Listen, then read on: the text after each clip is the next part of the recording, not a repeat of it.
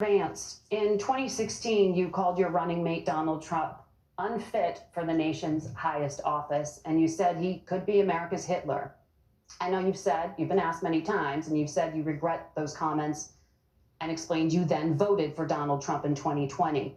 But the Washington Post reported new messages last week in which you also disparaged Trump's economic record while he was president, writing to someone in 2020, quote, Trump thoroughly failed to deliver his economic populism. You're now his running mate, and you've shifted many of your policy stances to align with his. If you become vice president, why should Americans trust that you will give Donald Trump the advice he needs to hear and not just the advice he wants to hear? You have 2 minutes. Well, first of all, Margaret, because I've always been open. And sometimes, of course, I've disagreed with the president, but I've also been extremely open about the fact that I was wrong about Donald Trump.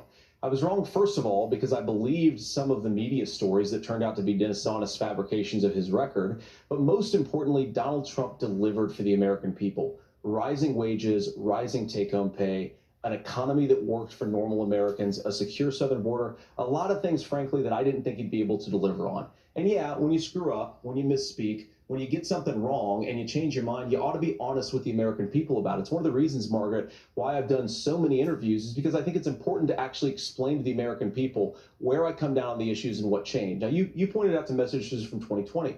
Margaret, I've been extremely consistent that I think there were a lot of things that we could have done better in the Trump administration the first round if Congress was doing its job. I strongly believe, and I've been a United States Senator, that Congress is not just a high-class debating society. It's not just a forum for senators and congressmen to whine about problems. It's a forum to govern. So there were a lot of things on the border, on tariffs, for example, where I think that we could have done so much more if the Republican Congress and the Democrats in Congress had been a little bit better about how they govern the country. They were so obsessed with impeaching Donald Trump, they couldn't actually govern. And I want to talk about this tariff issue in particular, Margaret, because Tim just accused this of being a national sales tax.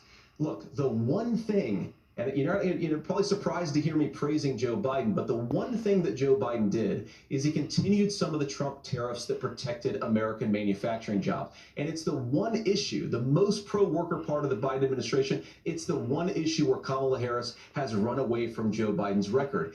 Think about this. If you're trying to employ slave laborers in China at $3 a day, you're going to do that and undercut the wages of American workers unless our country stands up for itself and says, you're not accessing our markets unless you're paying middle-class Americans a fair wage.